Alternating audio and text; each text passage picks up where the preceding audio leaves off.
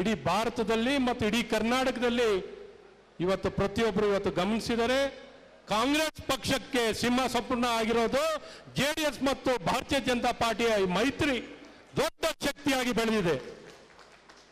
ಈ ಶಕ್ತಿಯನ್ನು ಇನ್ನೂ ಚೆನ್ನಾಗಿ ವೃದ್ಧಿಯನ್ನು ಮಾಡಬೇಕು. ಯಾವುದೇ ಚುನಾವಣೆ ಬರಲಿ ನಾವು ಕಡೆಗಣಿಸುವಂಥದ್ದು ಆಗಬಾರ್ದು. ಇವತ್ತು ಈ ನಡೀತಿರುವಂತಹ ಶಿಕ್ಷಕರ ಕ್ಷೇತ್ರದ ಈ ಚುನಾವಣೆ ಬಹಳ ಪ್ರಮುಖವಾಗಿದೆ. ವಿಧಾನ ಪರಿಷತ್ನಲ್ಲಿ ಇವತ್ತು ಜೆಡಿಎಸ್ ಮತ್ತು ಭಾರತೀಯ ಜನತಾ ಪಾರ್ಟಿ ಒಟ್ಟುಗೂಡಿ ನಮ್ಮ ಸಂಖ್ಯೆ ಹೆಚ್ಚಾಗಿದೆ. ಹಾಗಾಗಿ ಇವತ್ತು ಸರ್ಕಾರಕ್ಕೆ ಕೆಲವೊಂದು ಕಡೆ ನಿಯಂತ್ರಣ ಮಾಡಲಿಕ್ಕೆ ಯಾವುದೇ ಒಂದು ಕಾಯ್ದೆಯನ್ನ ಒಂದು ಕಾನೂನನ್ನ ತರಲಿಕ್ಕೆ ಇವತ್ತು ನಮ್ಮನ್ನ ವಿಶ್ವಾಸಕ್ಕೆ ತಗೊಳ್ಳುವಂಥದ್ದು ಆಗಬೇಕಾಗುತ್ತೆ. ಇವತ್ತೆಲ್ಲೋ ಅಸೆಂಬ್ಲಿನಲ್ಲಿ ಅವ್ರ ಸಂಖ್ಯೆ ಜಾಸ್ತಿ ಇದೆ ಅಂದ್ಕೊಂಡು ನಮ್ಮನ್ನೆಲ್ಲ ಒಂದು ಕಡೆ ಕಡೆಗಣಿಸುವಂಥದ್ದಾಗುತ್ತೆ. ಮನ ಬಂದಂತೆ ಯಾವ ಕಾಯ್ದೆ ಯಾವ ಕಾನೂನು ಬೇಕಾದ್ರೆ ಅವ್ರು ತರುವಂಥ ಕೆಲಸವನ್ನು ಮಾಡ್ತಾರೆ. ಇವತ್ತು ವಿಧಾನ ಪರಿಷತ್ತಲ್ಲಿ ನಮ್ಮ ಸಂಖ್ಯೆ ಜಾಸ್ತಿ ಇರೋ ಕಾರಣ ಇವತ್ತು ಜೆಡಿಎಸ್ ಪಕ್ಷನಾಗಲಿ ಭಾರತೀಯ ಜನತಾ ಪಾರ್ಟಿನ ವಿಶ್ವಾಸಕ್ಕೆ ತಗೊಂಡು ಯಾವುದೇ ಕಾಯ್ದೆನ ತರಬೇಕು ಅಂದರೆ ನಮ್ಮನ್ನು ವಿಶ್ವಾಸಕ್ಕೆ ತಗೊಳ್ತಿದ್ದಾರೆ. ಹಾಗಾಗಿ ಇವತ್ತು ಜನರ ಹಿತವನ್ನು ಕಾಪಾಡಲಿಕ್ಕೆ ಸಾಧ್ಯವಾಗುತ್ತೆ. ಇಲ್ದರೆ ಅವ್ರಿಗೆ ಇಷ್ಟ ಬಂದಂಗೆ ಮಾಡ್ಕೊಂಡು ಹೋಗ್ತಿದ್ರೆ ನಮ್ಮ ಜನರ ಹಿತವನ್ನು ಕಾಪಾಡಲಿಕ್ಕೆ ಸಾಧ್ಯವಾಗಲ್ಲ.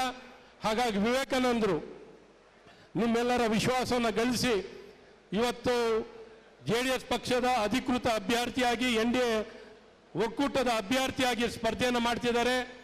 ನಾವು ಅವರಿಗೆ ಭಾರತೀಯ ಜನತಾ ಪಾರ್ಟಿಯಿಂದ ನಮ್ಮೆಲ್ಲ ನಾಯಕರು, ಚುನಾಯಿತ ಪ್ರತಿನಿಧಿಗಳು, ಪದಾಧಿಕಾರಿಗಳು ಎಲ್ಲರೂ ಇವರಿಗೆ ಬೆಂಬಲ ಕೊಡುವಂಥದ್ದಾಗುತ್ತೆ. ಇವತ್ತಿನ ಈ ಸಭೆಗೆ ನಮ್ಮ ರಾಜ್ಯಾಧ್ಯಕ್ಷರಾದಂಥ ಸನ್ಮಾನ್ಯ BY ವಿಜೇಂದ್ರ ಅವರು ಈ ಸಭೆಗೆ ಬರಬೇಕಾಗಿತ್ತು. ಬೇರೆ ಬೇರೆ ಸಭೆಯ ಒತ್ತಡದ ಕಾರಣ ಅವರು ಇವತ್ತಿನ ಬರಲಿಕ್ಕಾಗಿಲ್ಲ. ಹಾಗಾಗಿ ನನ್ನನ್ನು ಈ ನಡಿ ಈಗ ಶುರು ಮಾಡೋಣ. ಕೇಸರಿಯಿಂದ ಮನೋಲ್ಲಾಸ ಮನಸ್ಸು ಮತ್ತೇರಿ ಕುಣಿದಾಡಿದೆ ನೋಡು, ಮನಸ್ಸು ಮತ್ತೇರಿ ಕುಣಿದಾಡಿದೆ ನೋಡು. ಕ್ಷಣ ಕ್ಷಣವೂ ಆಚರಿಸಿ ಕೇಸರಿ ಹಬ್ಬ. ವಿಮಲ್ ಬಾಯಲ್ಲಿ ಹೇಳಿ ಕೇಸರಿ. ಸಭೆಗೆ ಹೋಗಿ ಭಾಗವಹಿಸಿ ನನ್ನ ಪರವಾಗಿ ಈ ಸಭೆಯಲ್ಲಿ ಭಾಗವಹಿಸಿ ಅಂತ ನನ್ನನ್ನು ತಿಳಿಸಿದ್ರು. ಹಾಗಾಗಿ ಇವತ್ತಿನ ಈ ಸಭೆಯಲ್ಲಿ ಬಂದು ಭಾಗವಹಿಸಿದ್ದೀವಿ. ನಾವು ಭಾರತೀಯ ಜನತಾ ಪಾರ್ಟಿಯ ನಾನು ನಿಮ್ಗೆ ವಿಶ್ವಾಸ ಕೊಡ್ಲಿಕ್ಕೆ ಇಷ್ಟಪಡ್ತೀನಿ. ನಮ್ಮೆಲ್ಲ ನಾಯಕರು ನಮ್ಮ ಪಕ್ಷದ ಪರವಾಗಿ ಕುಮಾರಣ್ಣನವರಿಗೆ ಗಮನಕ್ಕೆ ತರಲಿಕ್ಕೆ ಇಷ್ಟಪಡ್ತೀವಿ.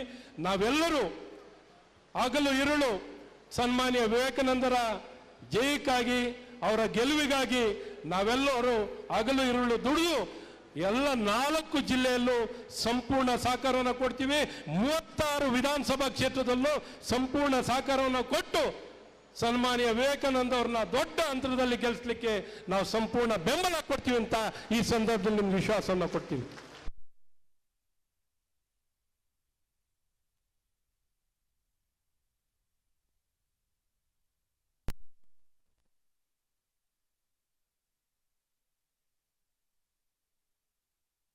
ಚಿಹ್ನೆ ಇಲ್ಲ, ಯಾವುದು ಚಿಹ್ನೆ ಇರಲ್ಲ.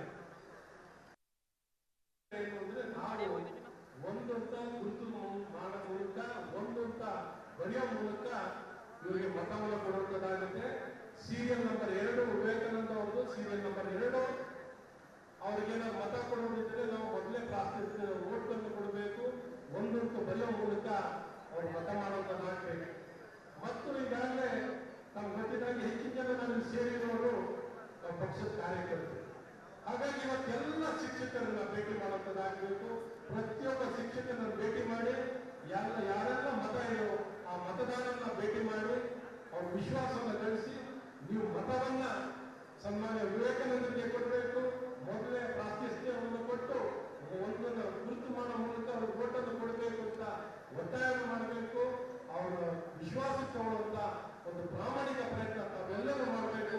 ವಿವಿಧ ಸಂಘದ ಪದಾಧಿಕಾರಿಗಳು, ಶಿಕ್ಷಕರ ಸಂಘದ ಎಲ್ಲ ಪದಾಧಿಕಾರಿಗಳನ್ನ ಮಾತಾಡಿಸಿ ಅವರನ್ನ ಈ ನಮ್ಮ ವಿವೇಕಾನಂದ ಪರವಾಗಿ ಸಂಪೂರ್ಣ ಬೆಂಬಲ ಪಡೆಯುವ ರೀತಿಗೆ ಪ್ರಾಮಾಣಿಕ ಪ್ರಯತ್ನವನ್ನ ನೀವೆಲ್ಲರೂ ಮಾಡಬೇಕು.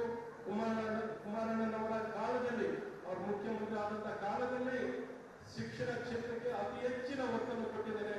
ನಮ್ಮ ಸನ್ಮಾನ್ಯ ಮಾಜಿ ಮುಖ್ಯಮಂತ್ರಿಗಳಾದಂಥ ಯಡಿಯೂರಪ್ಪ ಸಾಹೇಬರು, ಸದಾನಂದ ಗೌಡರು, ನಮ್ಮ ಜಗದೀಶ್ ಶೆಟ್ಟರ್ ಅವರು, ಬಸವರಾಜ ಬೊಮ್ಮಾಯಿ ಅವರು,